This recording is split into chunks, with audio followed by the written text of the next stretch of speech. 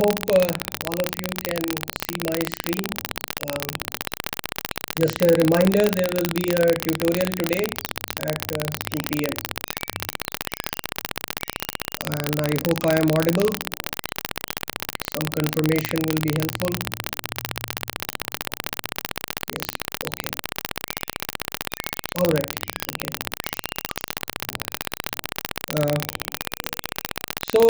Yesterday we discussed, or our lecture had this del operator in which we had partial derivatives symbols like del f, del x1.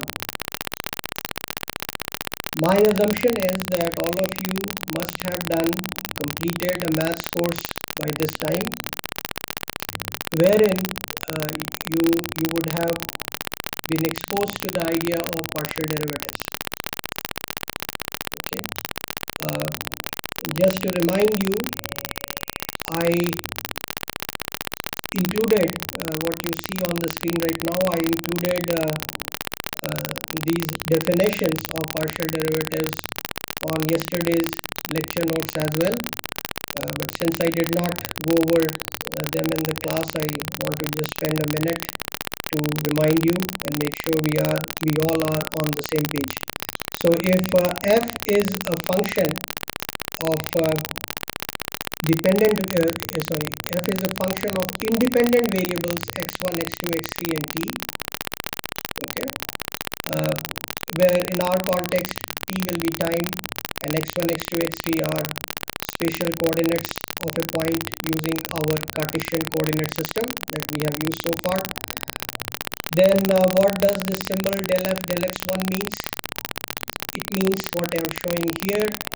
It is change, so it is a limiting value of delta x1 going to 0 of this quantity. In the numerator I have value of the function at x1 plus delta x1, x2, x3 and t, and then the second term here is value of the function at x1, x2, x3, t. Okay, so this is change in the function f when only x1 is allowed to change from x1 to delta x1 and there is no change in x2, x3 and t. Okay, then we divide this by delta x1, take the limiting value. That is what is called del f, del x1, or partial derivative of function f with respect to x1. Mind you, this is not a fraction. So I was looking at the tutorial problems that we will be discussing this afternoon, and I got reminded that last time I taught this class, some students took it as a fraction. It is not a fraction. It's basic calculus. It is a symbol, and symbol means what I have here.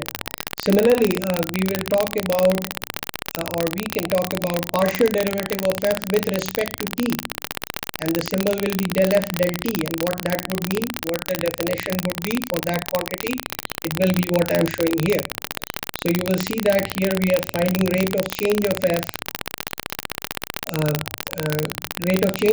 in the limit delta t going to 0, and in the numerator you have values of the function first at x1, x2, x3, t, and the other at x1, x2, x3, t plus delta t. So only t has been allowed to change, and you suppress or do not allow changes in any other variable. Okay, so that is the meaning of this symbol. Okay, and in first tutorial problems, you will use this idea in the background. If you are clear about this only, then you will be able to solve at least last two problems, which are in cylindrical polar coordinates. Okay. Towards the end of yesterday's lecture, I started this topic, description of fluid motion, and I said that there are two approaches which one can follow. One is the molecular level description, and the other is what is continuum level description. So molecular level description would involve tracking each and every molecule of the fluid and describing the motion of those molecules using Newton's second law of motion, which I have written here, where mi is the mass of the ith molecule, I is the acceleration of ith molecule with respect to an inertial frame big I, and that should be equated to the net force acting on the ith molecule. So the equation, the governing equation of motion for individual molecules is simple. We are very familiar with that. However, this approach is not very attractive because the first reason it is not very attractive is the molecular approach is tedious, and I tried explaining it yesterday that if you have a domain of engineering interest having volume about 1 meter cube, an estimate tells us that that would have 10 to 25 molecules if the fluid medium is air, and if it becomes a liquid like water, it is even higher, 10 to 29 molecules. So these are just too many molecules. So if you want to track individual molecules, it will require a lot of effort and resources to be able to do bookkeeping for so many. So that is not a very encouraging observation. Further, there is another reason why molecular description is not necessary for many engineering applications, and that's what I will describe in a little bit more detail today. So the question I am asking, whether for our engineering applications, do we really experience at any given location, do we really experience the effect of individual molecules or a collection of them? So the answer is a collection of them, and let me show you, let us find some approximate numbers to see why I am saying that it is a collection of molecules that we sense in a fluid. So let us have an estimate of the number of molecules our probes. So we can have a velocity probe or a pressure probe or a temperature probe. Now these probes interact with fluid at a given instant through their exposed surface area, right? I have shown a diagram here. This is a side view. This is the side view of a probe, and it is in the fluid. If you look at from the front, the exposed surface area will be this. So this is the area. This area I am trying to show here. Okay, so this is the area which actually interacts with fluid molecules and senses temperature or pressure or velocity. Let me use symbol A as the area of this, and for simplicity I am taking this to be a square area. Okay, so my question is, how many molecules, let's try to have an estimate how many molecules are actually in touch with this area at a given instant. Okay, that's the question I want to answer. Before I go there, let's ask another pertinent question. What is a good measure of intermolecular distance? I am going to use the symbol LIMD, intermolecular distance. L is length or distance. What is a good measure of intermolecular distance? In gases, it is mean free path. I hope you are familiar with this idea. Mean free path. Mean free path is, on an average, how long a molecule travels in a gas unhindered before it encounters a collision, right? This is what happens in gases. Molecules travel unhindered, then suddenly there is a collision. In that collision changes its momentum, but after that collision again it is free to travel up to a distance, right? So this distance that it travels freely between two collisions, that's called mean free path. So in gases, that intermolecular distance can be taken as the intermolecular distance. A good estimate of intermolecular distance is the mean free path of molecules, right? There should not be any question mark here. I am answering actually this question. And in liquids, what will be a good measure of intermolecular distance? So we have this picture in our mind, and as I highlighted, or as I said yesterday, that in liquids, molecules have some degree of freedom. I mean, they can move around, but it's not that there are vast distances between molecules. They are more or less they are in touch with each other, so they kind of slip over one another. So with that qualitative picture in mind, I would say that a good estimate of LIMD in liquids will be the diameter of the molecules themselves. Like solids, solid also I would say intermolecular distance is d. Liquids also, a rough estimate is d. It's just that they can move around a little more freely than solid. Okay, so the these are the LIMD or intermolecular distance estimates. Okay, and let me clarify this here. Whatever I'm going to present on next few slides, they are approximate numbers, so let's not get very fussy about every factor. We are trying to get an order of magnitude estimate. Okay, so it's kind of a rough estimate. All right. So now I have the surface of my probe, which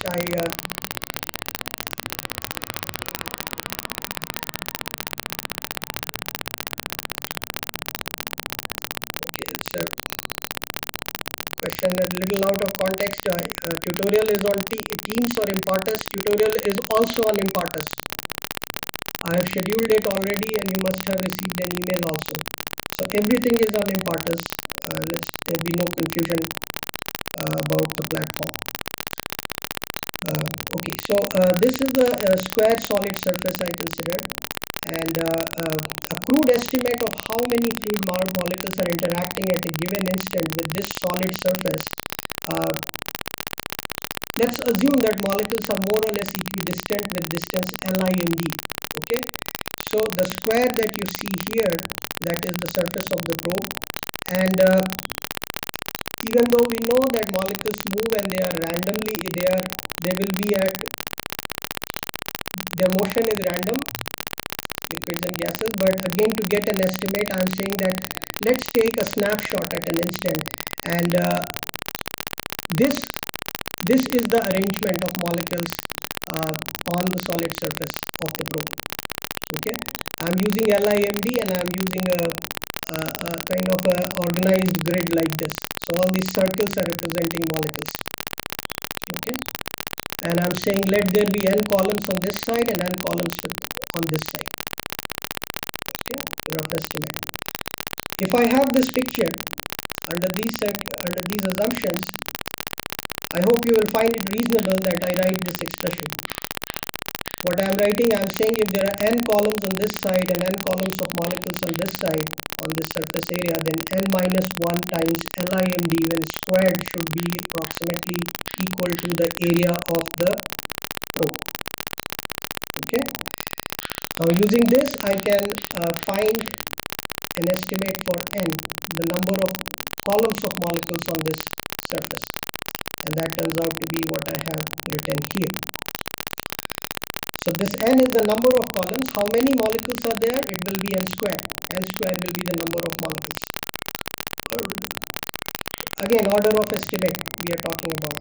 N square is the approximately n square will be equal to or the number of molecules will approximately be equal to n square, and that is ALIMD square. Now mind you, I have neglected this 1 here because we are expecting this number to be very, very large. We are expecting n to be very, very large, and the large value of n will actually come from here, and this 1 will be immaterial. So for simplicity, I have written number of molecules approximately equals A by LIMD square. Okay.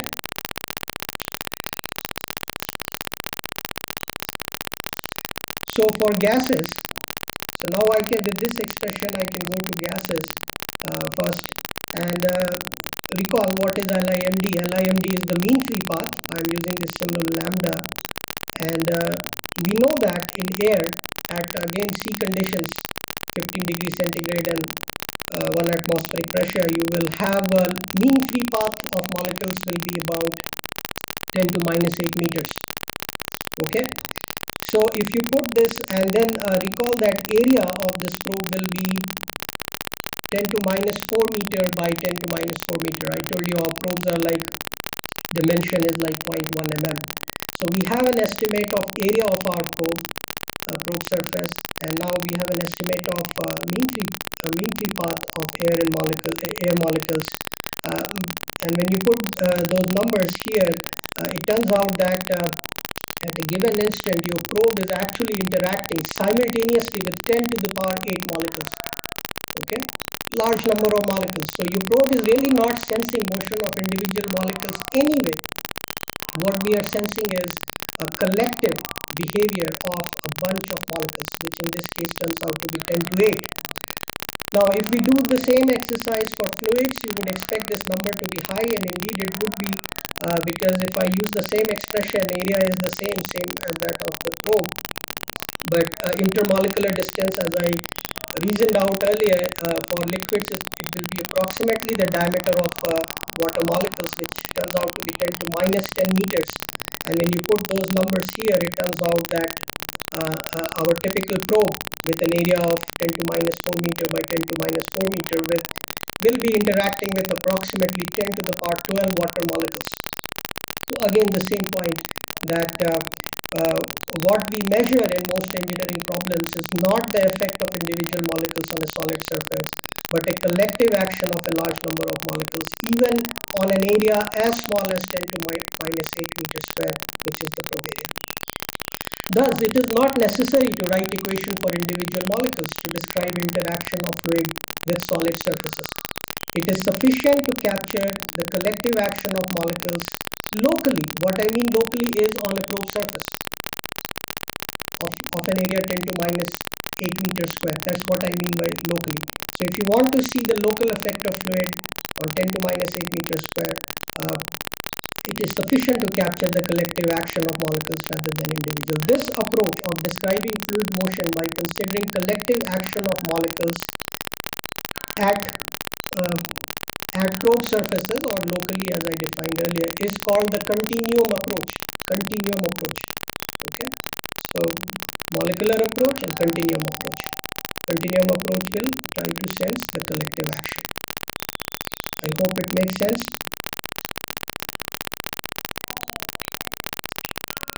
Alright, so in the continuum approach, the choice is becoming clear now that we should go for the continuum approach. Now in the continuum approach, I am giving you more details about it. The smallest entity in the fluid medium is called a fluid particle. A fluid particle. Okay, the smallest entity in continuum fluid, or in continuum description of fluid motion, will be called a fluid particle. Okay, now a fluid particle is treated in continuum approach as a point mass. With this fluid particle, we can associate velocity. So we will say velocity of a fluid particle. We can associate pressure. We will say pressure associated with the fluid particle. Similarly, temperature and density associated with the fluid particle. So continuum approach will treat fluid particle as the simplest entity. Now mind you, fluid particle is not a molecule. I hope this point is clear now. Fluid particle is not a molecule. Continuum approach doesn't use individual molecular velocity and acceleration for description, but tracks a fluid particle. So a fluid particle, even though in continuum approach we are saying that it is a point mass, but to connect what I said in context of the previous slides with the probe surface, and what I am saying now, what I am talking about now as a fluid particle, I want to connect those ideas so that you get clarity. See, in absolute terms, that the absolute dimension of a fluid particle is actually, there is something, it is not 0. It is 10 to minus 4, 10 to minus 4, 10 to minus 4. So if this was the probe, this has a square surface of 10 to minus 4 meter by 10 to minus 4 meter. So this is what is a fluid particle. A fluid particle is what I am showing in blue color. It is, you can think of a fluid particle as a cubic box with this dimension in absolute sense. Okay, but the description of once we start talking about continuum, we will consider this entire blue box as a point mass. So in continuum, nobody goes below 10 to minus 4 meter. 10 to minus, in the world of continuum, 10 to minus 4 by 10 to minus 4 by 10 to minus 4 volume is 0 volume in continuum approach. That's why I call it a point mass. That's why I call it a fluid particle. That's why I call it a fluid particle in continuum approach. But in absolute sense, it has some dimensions. But that dimension has become now irrelevant once you commit for continuum approach. Okay. Now, then the next question I want to address is, once we have identified that yes, this is the fluid particle, and we will consider this as a point mass in our continuum approach. What is the velocity of a fluid particle? What is the pressure? How these things are defined? Velocity, pressure, density, and temperature. How are these defined? And is there a relationship of these quantities, velocity, pressure, density, and temperature of that fluid particle to the constituent molecules that actually exist within the fluid particle? So fluid particle is a concept that we are invoking, but in reality we know that it still has molecules inside, right? So my question is pressure, density, temperature, and velocity, are these quantities related to molecular motion or not? Yes, they are related. So let me go over that. Okay, let me go over that. So relationship between molecules and fluid particles. So let's go to a location. So this is the Cartesian coordinate system in the background, and this is all fluid, I am assuming, and we have a reference frame also here. So there is an observer who is observing fluid motion. Let's go to a location x bar. So x bar is now a vector, a position vector, okay, measured from the origin of this coordinate system. And we consider an imaginary cubic box of dimension 10 to minus 4 meter on each side. So this green box is a box of 10 to minus 4 meter on each side. And x is at the center of this box. So v is, I'm saying that v is the velocity of the fluid particle which is located at x in continuum description. Okay, how is that related to the molecular motion, the motion of the molecules that actually reside within this box of 10 to minus 4 meter dimension? This is how they are related. So what I am writing here is a summation going from indexes I going from 1 to m, where m is the number of molecules that are right now existing within this box, this small box. And what is vi? Vi is the velocity vector of the ith molecule residing inside the box. So right now there are m molecules residing inside the box. I am going to take the sum total, the vector sum total of the velocity of each of the molecules that is residing inside that box. So in a way you can think of this velocity of a fluid particle is actually the center of mass of the velocity of the system of molecules residing inside a box of 10 to minus 4 meter dimension with its center located at x.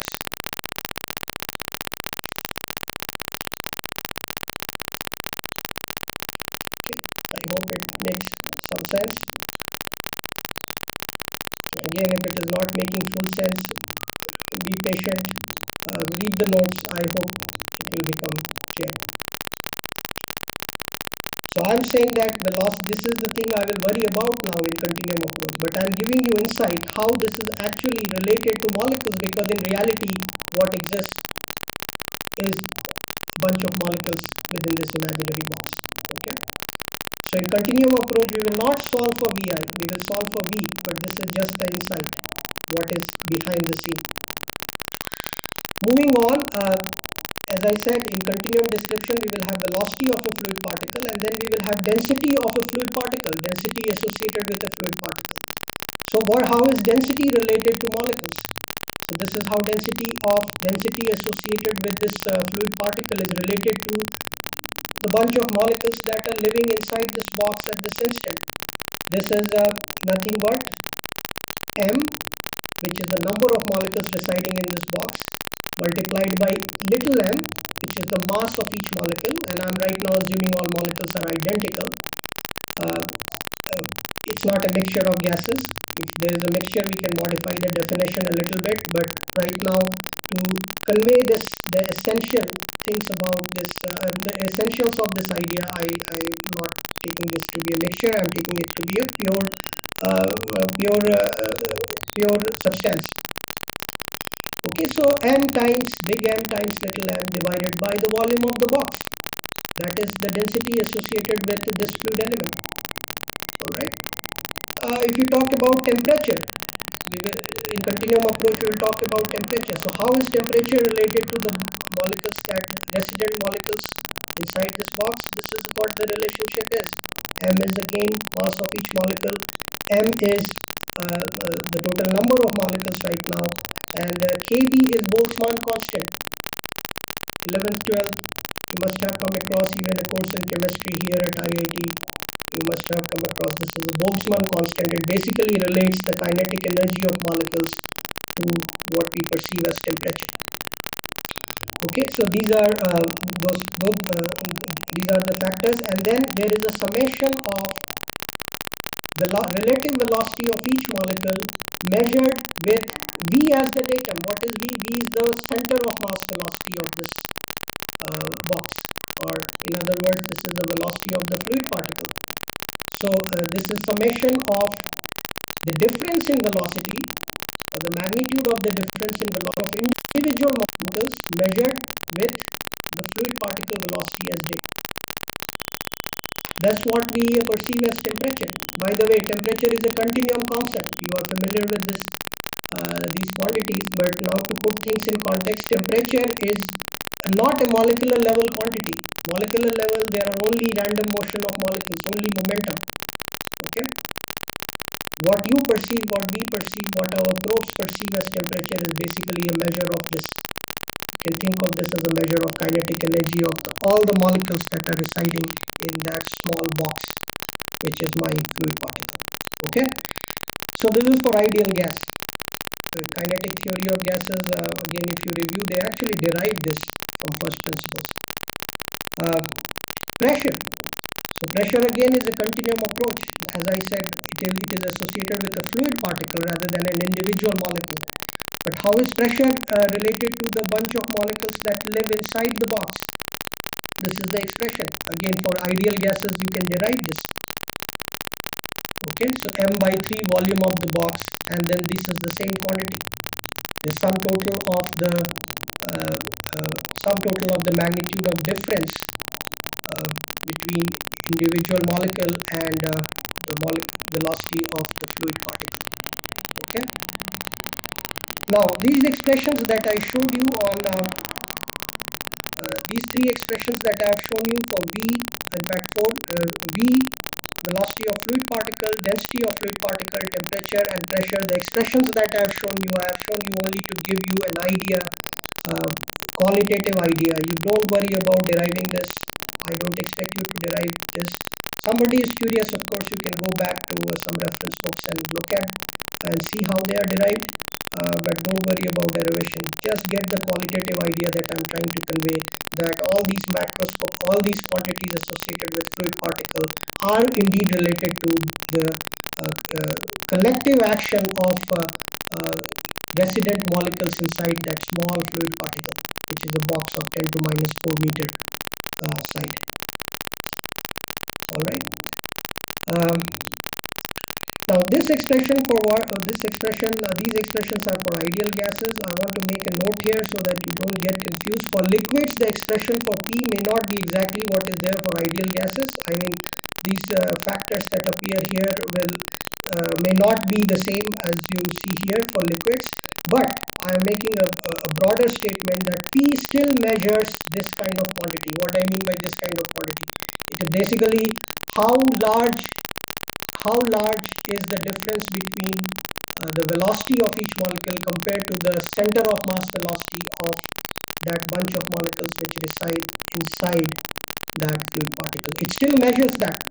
It's still a measure of that relative velocity. So P is expected, if this quantity becomes larger in fluids, you expect P to become larger, if this becomes larger in liquids, you expect P to become larger also.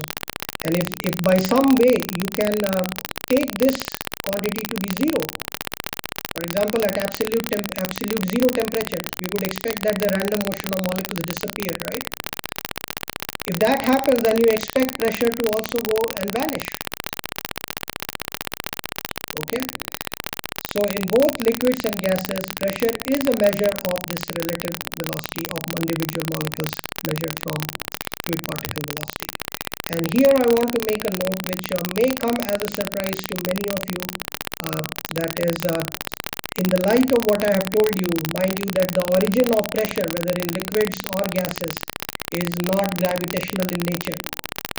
You have been exposed to this idea that if you have a fluid column sitting in a container, the difference between the pressure at 2 points, P2 minus P1, is rho gh, where h is the vertical distance between 2 points, right? And that might have given you an intuition and an impression that the origin of pressure is gravitational. Mind you, the pressure, it's a pressure, the origin of pressure is not gravitational. The origin of pressure is this relative, how this difference, what I have written here. Okay. In hydrostatics, in a column of fluid, it turns out when you solve the governing equation, it will turn out the difference between 2 points is rho gh.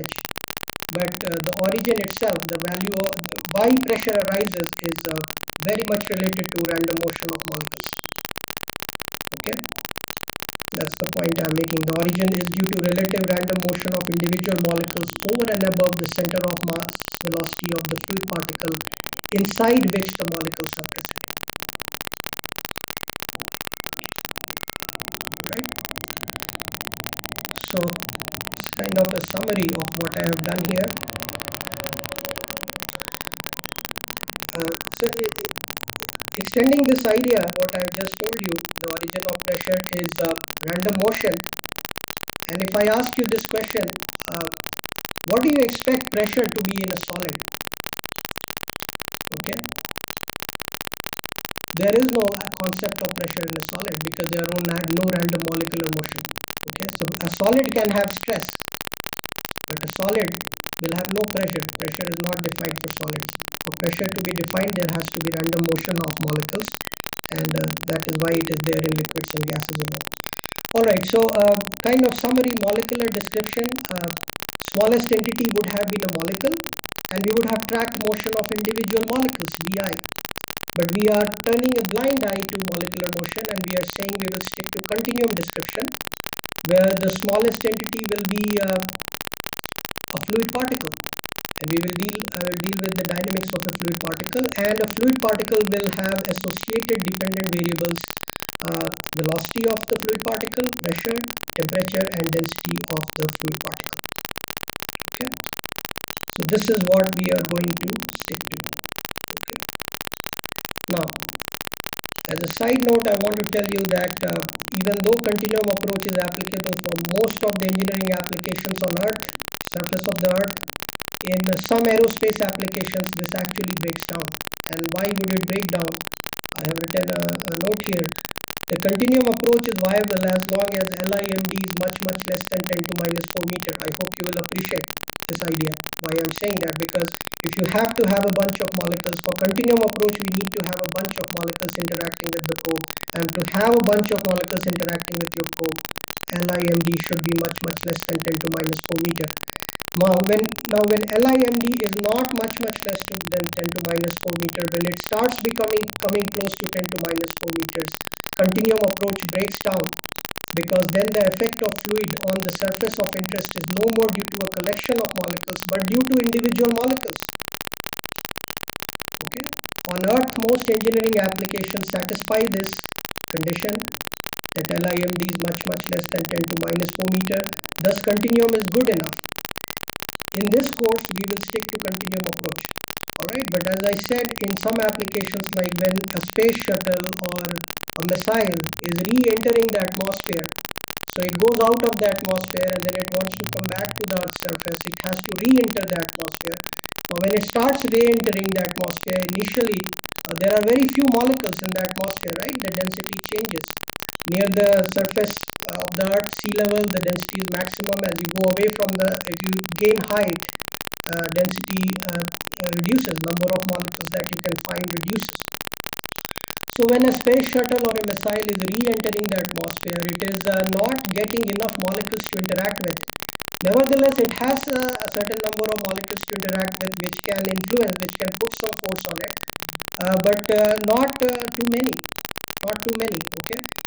Because it is rarefied medium, we call it rarefied medium. So rarefied medium is characterized by LIMD being much less than 10 to minus 4 meter.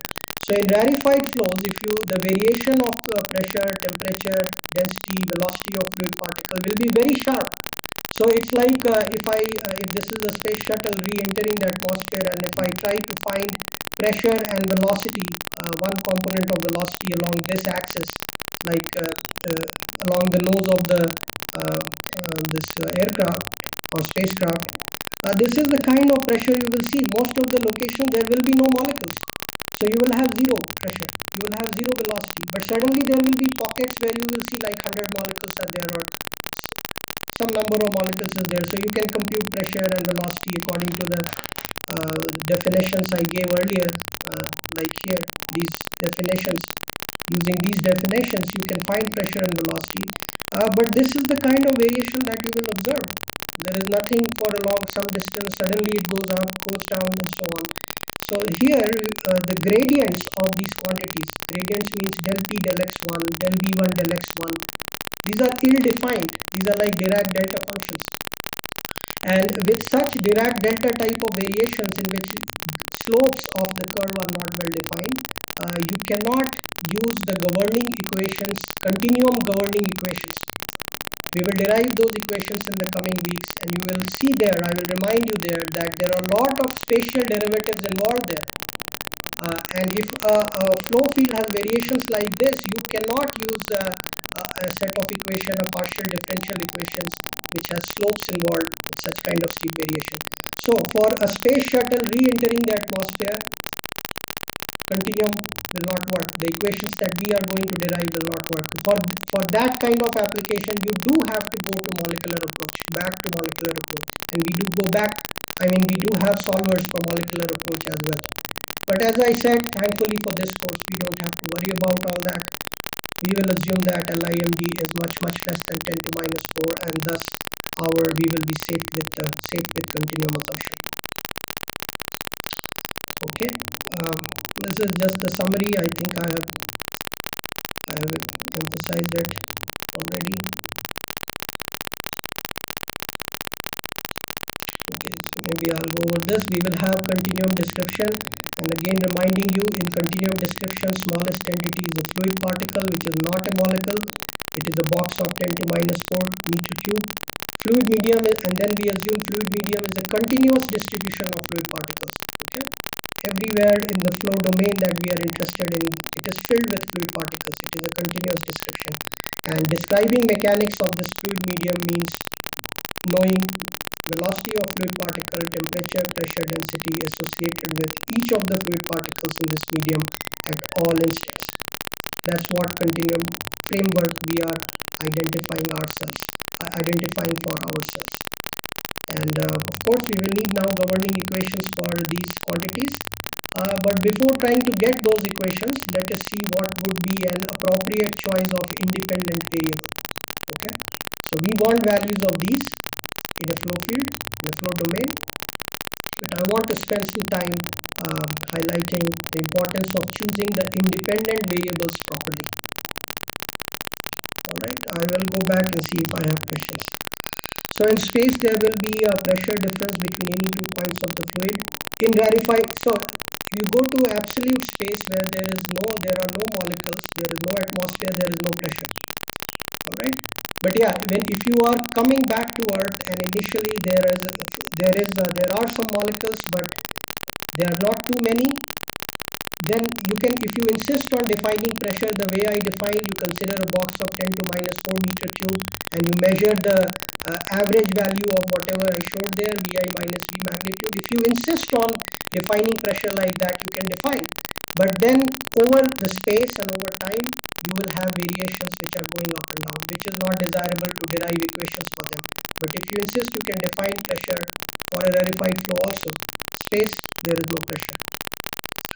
Space, there will still be pressure difference between any 2 points of the fluid. I hope I have answered the question, Aditya. If not, you can write more comments. So the equation you will be teaching are valid in troposphere or lower atmosphere only. Indeed.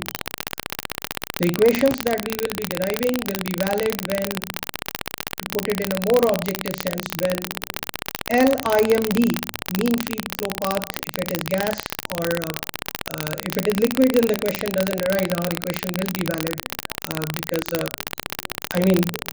if it is intermolecular distance for liquids, we know that these are very small. They will be much less than 10 to minus 4. So yeah, if LIMD is much less than 10 to minus 4 meters in your atmosphere, the region of atmosphere you are dealing with, our equation will be valid. If LIMD is not much less than 10 to minus 4, you should not use these equations for we will derive. As I said, you should go to molecular approach. is another branch of fluid mechanics which deals with that. So I hope I have answered the question asked by Mokshit. Aditya, have I answered your question satisfactorily? Yes or no, you can write. Okay. Alright. Were there any more questions?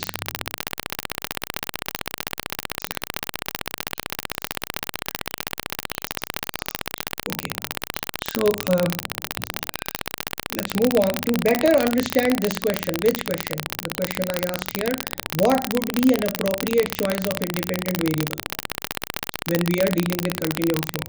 To better understand this question, let us go back to particle dynamics of APL 100. I keep going back to engineering mechanics. Now, if I had given you a system of 1000 particles, solid particles, I mean, no liquids, gases, don't think in terms of liquids and gases. Think of particles just the way it was in APL 100, okay? 1000 particles. And if we need to describe the system of 1000 particles at any time instant t, what are the independent and dependent variables? What you would have chosen? Now, to be clear, what I call independent variable is variable whose values can be chosen arbitrarily by the observer. Okay? Independent variables are those variables whose values will be chosen arbitrarily by the observer. He can choose any value of that. Okay? And then dependent variable will be the quantity that he wants, the value of the quantity he wants at his chosen independent variable values. Okay? So in APL 100, we would choose particle ID. So if there are 1000 particles, I will name those particles. 1, 2, 3, 4. You can name them as Peter, John, something else also, but it is convenient to name them by number. Okay, so particle ID will be one independent variable, and the second independent variable you would have chosen is time. Okay, so because again, time and particle ID, user can choose on his own. He can say, what is the velocity of 999th particle at 5 seconds? And or he can change his question and say, what is the velocity of the 705th particle at 10 seconds? So see, he has the freedom to choose the particle ID and time. So that's what I mean by independent variable. So in the mechanics that you have done so far, you have done this. You have chosen this way of independent. You have chosen these as independent variables: time and the particle ID. Okay, body A, body B, like that. And what were the dependent variables? Momentum of the ith particle. So this I is index for the it means that momentum of the ith particle. And also you may recall that one would be interested in xi. What is xi? It is the current location of the ith particle measured from an origin which is fixed to a frame. Okay. So you would like to know where my favorite particle is located at this instant and how much momentum it is having at this instant. Right? So this was the choice you made: independent variable t and particle ID, and dependent variables momentum of that chosen particle and location of that chosen particle at time t. So our entire framework so far in mechanics was based on this sort of choosing independent and dependent variables. Once we have clearly identified dependent variables, we can try to have the equations for Pi and Xi, which we did. Euler's first axiom, second axiom was about, in fact for particles it was first axiom, it was the governing equation. Once you choose T and I, it would be able to tell you what is Pi, and then you integrate acceleration that you get from momentum 2 times and you would have gotten the location. Okay, so those were the governing equation. And once we had the governing equation for every chosen value of T and I, we were able to reply back to the observer with the corresponding answer that yes, momentum of your favorite particle at 5 seconds is this much, location of your favorite particle at this instant is this vector, right? So this is an example of what I meant by choosing independent and dependent variables. By the way, this way of describing a system comprising of many members or a multi-member system where the particle ID, is considered to be an independent variable, is called called the Lagrangian description of a multi-member system. Now you have been doing this, but you might not have come across this name that is given to this sort of description. This is the name, Lagrangian description. So Lagrangian description keeps particle ID or the name of the particle, John, Peter, whatever it is, as an independent variable. So now my question is, so far in mechanics, whatever you have learned, you have used this, and is this applicable to mechanics of fluids also? Can we go ahead with the Lagrangian description in which the particle ID, and what will be particle now? It will be a fluid particle, what we define as within the framework of continuum. It will not be molecule. I hope you are clear about this. When I say particle in context of fluid, now it is a fluid particle. Alright. So can this idea of Lagrangian description be used for fluid mechanics also? The answer is yes. Is this the only way to describe fluid mechanics? The answer is no. There is another way which is called the Eulerian approach. So first is the Lagrangian approach, the other is the Eulerian approach, named after two very famous scientists who proposed this way of looking at things. Okay, so there is another way which is called the Eulerian approach. Is Lagrangian description the best way to describe fluid motion? The answer is mostly no. It is not very efficient. Even though in APL 100 this was the default method and it was working very fine, so fine it worked that you never bothered about even thinking of another sort of description. But now things have changed. You will see that in fluid mechanics. I will explain it in the coming weeks that why Lagrangian description is not an efficient way of choosing independent variables. It is actually the Eulerian description which is a better suited for describing independent variables. Okay. So the reason I will tell you later. So as I said, Lagrangian is also applicable to for fluid mechanics. So my agenda here for next class will be to first formally present to you how Lagrangian description would look like for mechanics of fluid, and then I will show you how the other approach will look like in the context of mechanics of fluid. The other means Eulerian. So I want to present both these in a very formal way, and then I will tell you why Lagrangian will not be a great idea and we should go with Eulerian. Let me just read this. Note that since there is a continuous distribution of fluid particle in a continuum, in a fluid continuum, in a fluid, we will have a continuous distribution of fluid particles and dependent variables, which will be velocity of fluid or pressure of velocity of fluid particle or pressure or temperature or density of fluid particle. They are expected to be continuous and not discrete. Okay, they are expected to be continuous functions and not discrete functions of whatever independent variables we choose. This is just a note for you to, I want to highlight there is a difference, again a difference between the kind of things you have done so far and what we are going to do now. What I mean by continuous and discrete is this. You see here, the independent variable is chosen like I, which will be 1, 2, 3, 4, right? It will not be 1.1, 1.2. So every value of the dependent variable that you are choosing, it can be called as a discrete function of its independent variable. Yeah, with time it is continuous, but with particle ID it is discrete. But in fluid mechanics, since there are so many fluid particles and they are continuously distributed, these dependent variables will be continuous functions of all independent variables. This will become more clear as we go along. However, I did want to make this statement. Okay, I stop here.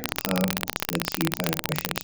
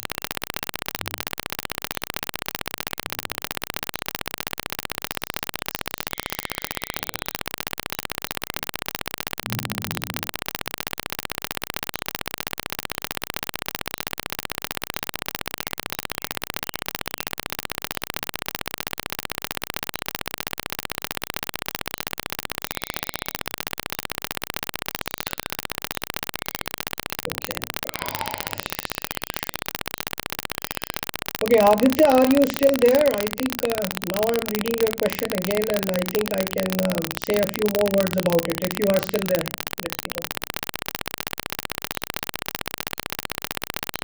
Okay, as I am reading your question now, I think what you wanted to ask was when you say space, did you mean absence of gravity? Did that what you mean? I interpreted it as absence of atmosphere, so my answer was with that thing in my mind. Yes, okay. So by space you meant absence of gravity. All right. So I can answer the question in this way now. Now that I realize it is the gravity what you are talking about. So if there is no gravity or if there is no body force, okay, and the fluid is stagnant, I assume you are talking about stagnant fluid. Okay. So if the fluid is stagnant and it is at a place where there is no body force, there will be no difference in pressure at 2 points within the fluid. But there will be pressure. There will be some value of pressure, but it will be identical at all locations.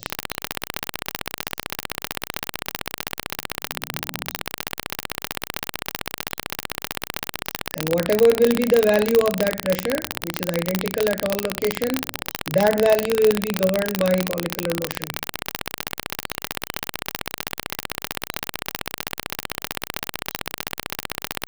Does it make sense, Aditya? Fluid will apply some pressure on walls of the container. Yes, it will. It will apply.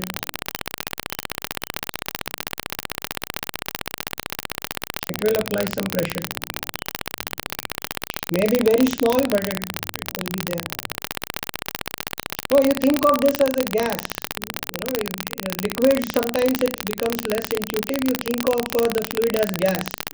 If you put some gas in a container, small can, okay, you take it outside in space where there is no gravity, there will be that pressure on the wall. You bring it back to earth, there will be pressure on the wall. So for gases it is very intuitive. For liquids it's not intuitive, but I am saying there will be some pressure.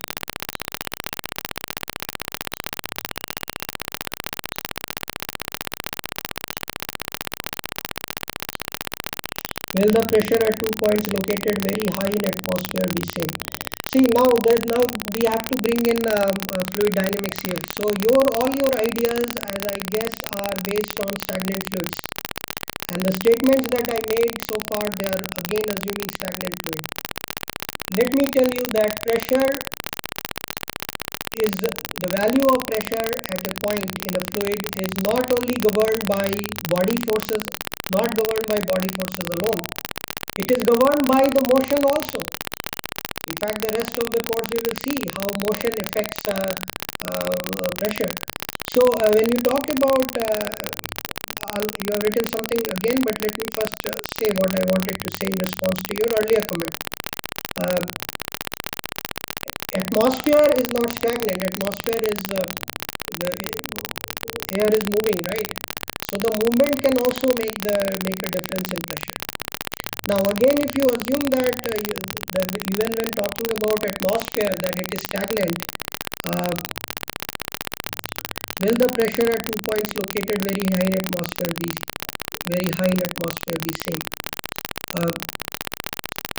So if you assume the air to be stagnant and they are at the same height, pressure will be the same. But if there is motion, if there are streams, there is velocity of fluid, then the pressure may be different. Next question, can we say that fluid pressure occurs both due to gravity and random motion? Okay, the origin of pressure is random motion of molecules.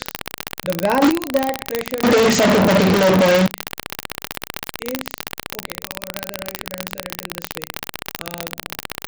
Gravity will affect, gravity as well as the motion of the fluid will affect the random molecular motion in such a way that the pressure will become different. Pressure is based on random molecular motion. Gravity can affect random molecular motion so that pressure changes. Motion of the fluid can change random molecular motion so that pressure changes.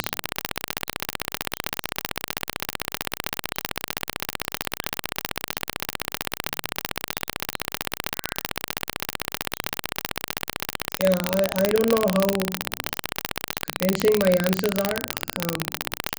But I hope that as we study, as we move on with this course, probably you will get more insight.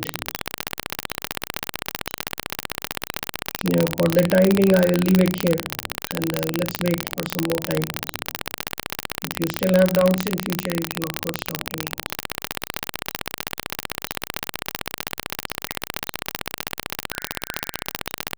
See, the bottom line, Aditya, I hope you are still there. The bottom line is that if you cease molecular motion, pressure will vanish. If you cease random molecular motion, that is Vi minus V, if that ceases for every molecule, even if you have gravity, you will have no pressure. That's the point I want to make essentially.